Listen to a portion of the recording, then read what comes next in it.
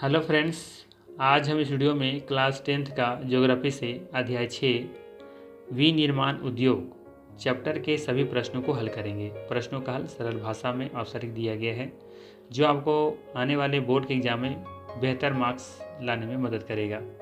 तो चलिए फिर शुरू करते हैं। सबसे पहले पूछा गया है बहुवैकल्पिक प्रश्न में, निम्न में से कौन सा उद्योग चूना पत्थर को कच्चे माल के रूप में प्रयुक्त करता है। सवाल है, निम्न में से कौन सा उद्योग चूना पत्थर को कच्चे माल के रूप में प्रयोग करता है। एल्युमिनियम, प्लास्टिक, सीमेंट, मोटर गाड़ी। सही आंसर हो जाएगा आपका सीमेंट। ठीक है, सीमेंट यहाँ पे बिल्कुल सही आंसर होगा। ठीक है, नेक्स्ट है,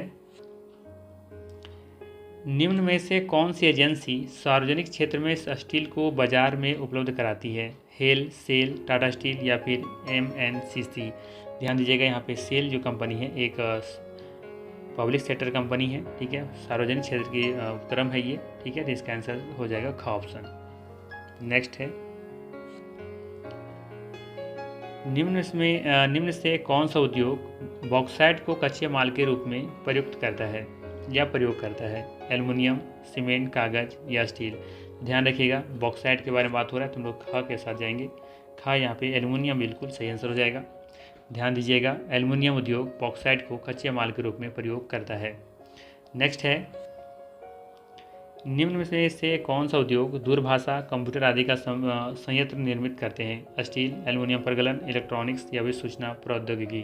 तो सही आंसर हो जाएगा ग ऑप्शन, इलेक्ट्रॉनिक। ठीक है, इलेक्ट्रॉनिक इसका सही आंसर होगा। नेक्स्ट है, अब यहाँ पे आप लोग को लगभग 30 शब्दों में उत्तर देना है जो प्रश्न पूछे गए हैं। जैसे कि विनिर्माण क्या है, इसका जवाब लिखेंगे, कच्चे माल को मूल्यवान उत्पादन बनाकर अधिक मात्रा में उस वस्तुओं के उत्पादन करने की प्रक्रिया को निर्माण या वस्तु निर्माण कहते हैं। ठीक है, नेक्स्ट है, उद्योगों की अवस्थिति को प्रभावित करने वाले 3 भौतिक कारक बताएं। ठीक है, उद्योग की अवस्थिति को प्रभावित करने वाले 3 कारक की बातें, 3 भौतिक कारक के बारे में बताना है आपको। तो यहाँ पे 3 कारक का नाम लिखेंगे, कच्चे माल की उपलब्धता, पूंजी की उपलब्धता, बाजार की निकटता। ठीक है, ये 3 ऐसे हैं जो भौतिक कारक हैं जो इफेक्ट करते हैं, प्रभावित करते हैं। ठीक है, तो ध्यान रखिएगा, औद्योगिक अवस्थिति को प्रभावित करने वाले आवश्यक भौतिक कारक जो हैं वो हैं कच्चे माल की उपलब्धता, पूंजी की उपलब्धता और बाजार की निकटता। नेक्स्ट है, औद्योगिक अवस्थिति को प्रभावित करने वाले 3 मानवीय कारक बताना है। यहाँ पे क्या था, भौतिक कारक बताना था, अब यहाँ पे बताना है आपको मानवीय कारक। ठीक है, तो यहाँ पे लिखेंगे हम, औद्योगिक अवस्थिति को प्रभावित करने वाले आवश्यक मानवीय कारक हैं। पहला, सस्ते श्रम की उपलब्धता। दूसरा है सलाहकारों और वित्तीय सलाह जैसी सेवाओं की उपलब्धता और श्रम को बनाए रखने के लिए संसाधन। ठीक है, श्रम को बनाने रखने के लिए संसाधन। तो ये है 3 मानवीय कारक। नेक्स्ट है, आधारभूत उद्योग क्या है, उदाहरण देकर के समझाएं।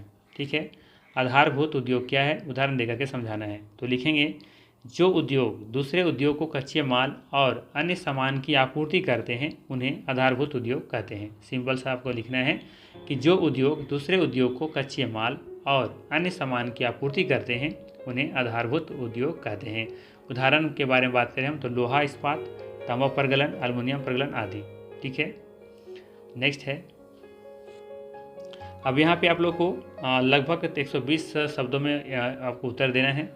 इसमें पहला क्वेश्चन है, समन्वित इस्पात उद्योग मिनी इस्पात उद्योगों से कैसे भिन्न है। सवाल है, समन्वित इस्पात उद्योग मिनी इस्पात उद्योग से कैसे भिन्न है, इस उद्योग की क्या समस्याएं हैं, किन सुधारों के अंतर्गत इसकी उत्पादन क्षमता बढ़ी है। ठीक है, यहाँ पे 3 सवाल आपसे पूछा गया है। पहला तो कि समन्वित इस्पात उद्योग मिनी इस्पात उद्योग से कैसे भिन्न है, और दूसरा पूछा है कि इस उद्योग की क्या समस्याएं हैं, और तीसरा पूछा है आपसे कि किन सुधारों के अंतर्गत इसकी उत्पादन क्षमता बढ़ी है। हम यहाँ लिखेंगे, समन्वित इस्पात उद्योग इकाई कई पहलुओं में मिनी इस्पात उद्योग से अलग है। ठीक है, क्या लिखेंगे, समन्वित इस्पात उद्योग कई पहलुओं में मिनी इस्पात उद्योग से अलग है। एक समन्वित इस्पात उद्योग बड़ा होता है और एक कॉम्प्लेक्स में कच्चे माल को एकीकृत करने से लेकर स्टील बनाने, रोलिंग और आकार देने तक सब कुछ संभालता है।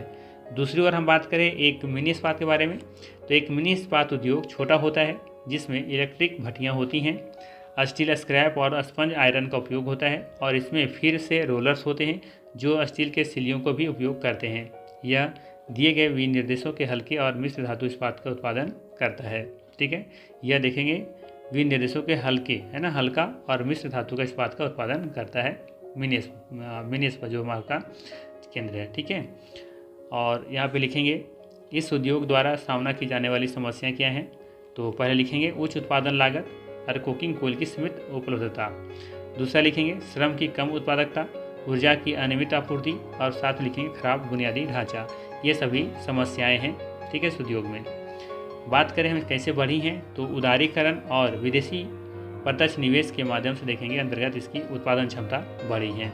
ठीक है, ये हुआ इसका आंसर। नेक्स्ट क्वेश्चन है उद्योग पर्यावरण को कैसे प्रदूषित करते हैं। उद्योग पर्यावरण को कैसे प्रदूषित करते हैं तो लिखेंगे इसका आंसर उद्योग पर्यावरण को निम्नलिखित तरीके से प्रदूषित करते हैं। पहला है वायु प्रदूषण। कहते हैं उद्योग धंधों से कार्बन डाइऑक्साइड, सल्फर डाइऑक्साइड और कार्बन मोनोऑक्साइड का स्तर पर बढ़ जाता है। ठीक है, जिससे वायु प्रदूषण होता है।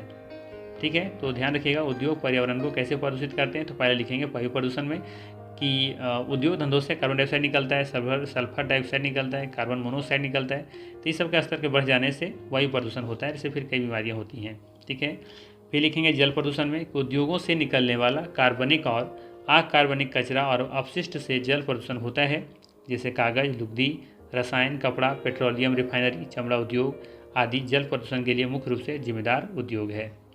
इस बार देखेंगे ध्वनि प्रदूषण में कि कारखानों से ध्वनि प्रदूषण की भी समस्या होती हैं। ध्वनि प्रदूषण से बेचैनी, उच्च रक्तचाप यानी कि हाई ब्लड प्रेशर और बहरापन की समस्या होती हैं। एक और लिखेंगे हम लोग जल का तापीय प्रदूषण भी होता है, जैसे थर्मल प्लांट से गर्म पानी सीधा नदियों और तालाबों में छोड़ दिया जाता है, जिससे जल का तापीय प्रदूषण होता है। तापीय प्रदूषण से जल में रहने वाले सजीवों को बहुत नुकसान होता है।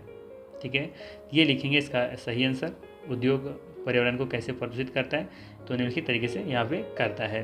ठीक है, नेक्स्ट है और इस चैप्टर का अंतिम प्रश्न है उद्योगों द्वारा पर्यावरण निम्नीकरण को कम करने के लिए उठाए गए विभिन्न उपायों की चर्चा करें।